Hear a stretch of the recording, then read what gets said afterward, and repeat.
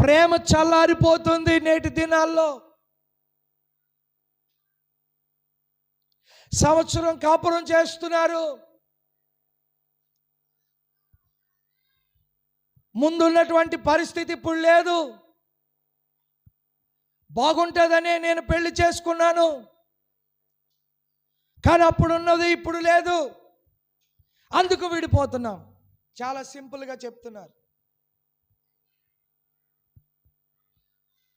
కుటుంబాలలో అక్రమం, సమాజంలో అక్రమం, ప్రేమ లేదు. విశ్వాసులు దేవుని మధ్య ప్రేమ లేదు. ఎందుకంటే భూమి మీద అక్రమం చోటు చేసుకుంది. అప్పుడు ప్రేమ ఎక్కడ ఉంటుంది? భర్త మీద భార్య